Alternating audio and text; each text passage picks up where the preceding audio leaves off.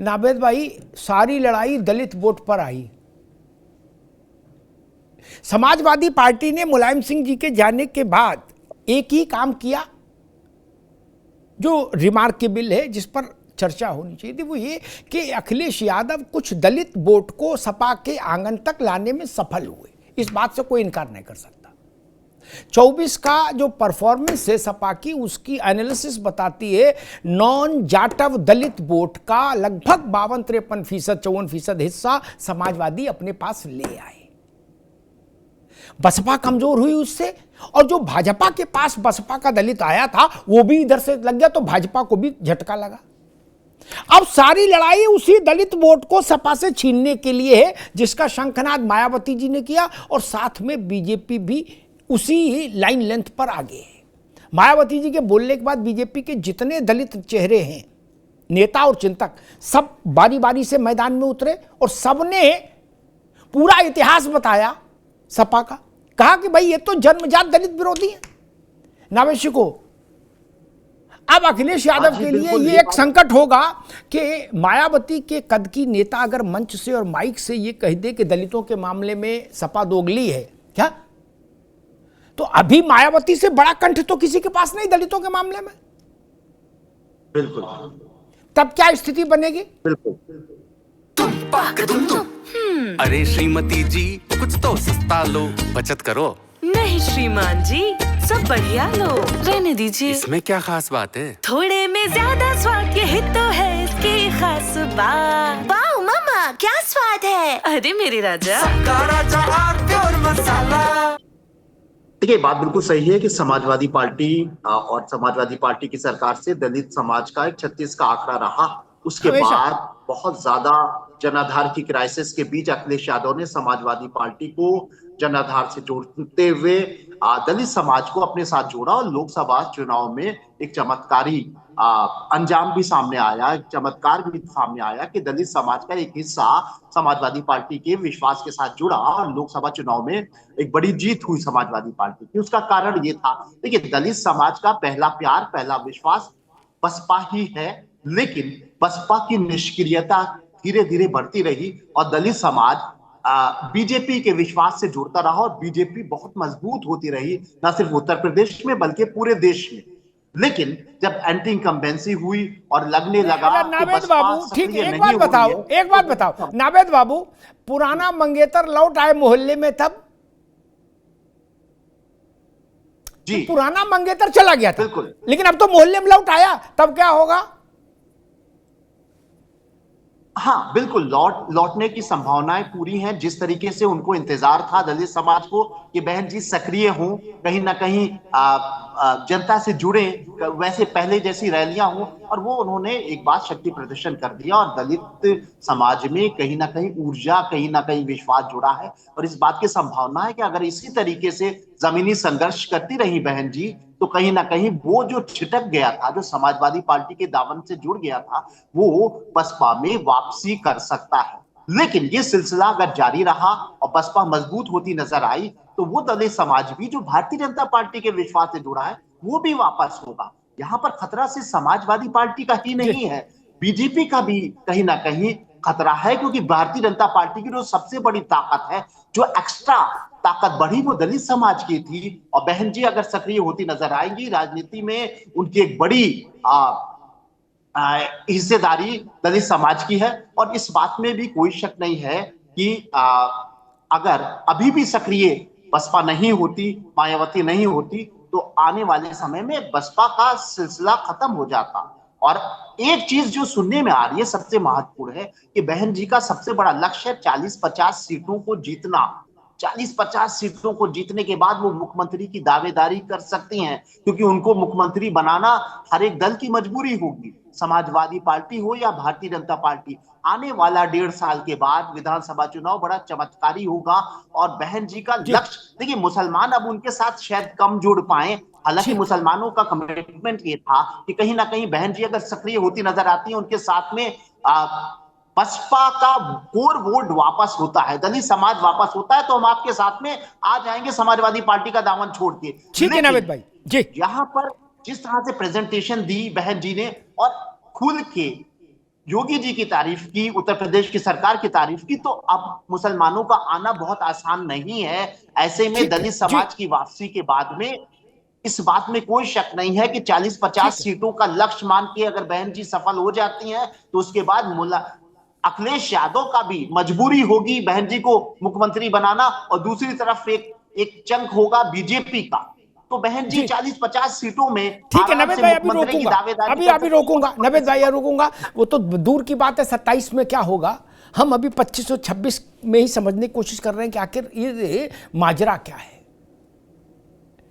नावेद भाई ने कहा कि चूंकि बहन जी ने योगी जी की तारीफ की इसलिए मुसलमान उनकी तरफ शायद अब ना आए। मैं इस बात से सहमत नहीं कतई। बहन जी भाजपा की बी टीम है, सी टीम है, क्या क्या है, ये सब दिन भर कैसेट बजाने के बाद भी गुड्डू जमाली धर्मेंद्र यादव को हरा देते हैं ना, हरा देते हैं ना। गणित उत्तर प्रदेश का थोड़ा अलहदा है। मैं तो उदाहरण देख के बात कर रहा हूं। गुड्डू जमाली तब भी हरा देते हैं धर्मेंद्र यादव को। नावेद भाई ने कहा, नावेद अयाज भी हमारे साथ जुड़ गए हैं, बीएसपी के नेता, उनका भी स्वागत है। नावेद भाई ने कहा कि 50 सीट, मैं उसमें नहीं जा रहा। मैं अपनी समझ से एक तखमीना लगाता हूं, एक आकलन करता हूं। नावेद शिको भाई, अगर बसपा 15% वोट पर आ गई, भले एक विधायक ना जीते, लिख लो मेरी बात, एक भी विधायक ना जीते, 15% टोटल में वोट आ जाए तो धर्मेंद्र जी की पार्टी के लिए बड़ा संकट हो जाएगा, जान लीजिए। इतना नेक इन नेक लड़ाई है उत्तर प्रदेश में, मुश्किल हो जाएगी। वो 10,000 15,000 वोट भी हर विधानसभा में ले आएंगे उनके उम्मीदवार, तो भी वो घोर माठा कर देंगे तब। और जिनको मेरी बात पर यकीन ना हो उनके संज्ञान के लिए बताई देता हूं, नए लोगों को भी समझना चाहिए कि 17 के चुनाव के बाद एक बार पूरी लिस्ट लेके हम लोग बैठे थे धर्मेंद्र भाई, तो नतीजा ये निकाला था कि 100 सीटें मायावती ने हरवा दी, 100 सीटें गिन के। जहां सपा ने मुसलमान उतारा भाई, उनने मुसलमान उतार दिया। नावेद भाई, आपकी थ्योरी फेल हो गई क्या? उनका मुसलमान जीता नहीं, लेकिन उसने अखिलेश यादव के आदमी को हरवा दिया। और ये बात मुझसे किसी छोटे नेता ने नहीं कही, आप है ना, बहुत बड़े नेता के साथ हम बैठे थे एनालिसिस करने के लिए। 100 सीटें। तो खेल में ट्रॉफी जीतना अलग बड़ी मुश्किल काम है, लेकिन खेल बिगाड़ने में तो कोई बड़ा काम नहीं होता। खेल बिगड़ तो सकता ही है। एक बाल्टा भर दूध में आधा नींबू डाल दो, पूरे दूध का नाश हो गया। नवेद अयाज, समाजवादी पार्टी कह रही है कि योगी जी की तारीफ कर रहे हैं मायावती जी। इससे सिद्ध हो गया कि दोनों के बीच में कुछ कुछ है मामला।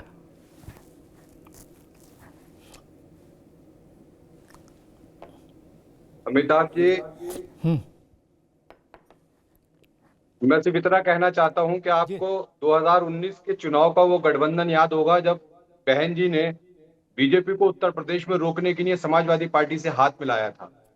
और समाजवादी पार्टी के संस्थापक मुलायम सिंह यादव जी ने कहीं और नहीं, कहीं अनऑफिशियल बयान नहीं है, देश की पार्लियामेंट के अंदर खड़े होकर मोदी जी को शुभकामनाएं दी और मोदी जी को दोबारा जीतकर आने की बात कही। और पूरे देश में उत्तर प्रदेश के अंदर बीजेपी की मदद करने के लिए उन्होंने उनके बेटे के द्वारा उठाए हुए कदम को, बसपा की बीजेपी को रोकने की कोशिश को नाकाम करने में एक बड़ा रोल अदा किया। तो बीजेपी से मिले हुए मुलायम सिंह यादव थे या नहीं थे, ये तो नवेद शिको जी तय करें। आप एक बात बताइए कि एक मिनट अयाज, एक मिनट फिर बोलना। आज मैं आजम साहब को सुन रहा था कल, वो भी मायावती जी के एहतराम में बिल्कुल मतलब पूरा सजदे में थे बहन जी को। नावेद शिको ने भी सुना होगा, उसको एहतराम नहीं सजदा ही कहेंगे क्या? ये भी क्या मसला है यार? जी अमिताभ जी, जी तो देखिए बहन जी कितने बड़ा वजूद है। बहन जी अखिलेश यादव जी से उत्तर प्रदेश की राजनीति में बहुत सीनियर नाम। बहन जी देश और प्रदेश के अंदर एक बहुत बड़े वर्ग के लिए देवी समान है। बहन जी की ताकत क्या है, ये कल बहन जी की रैली ने दिखाया, जिससे बौखलाहट है लोगों के अंदर।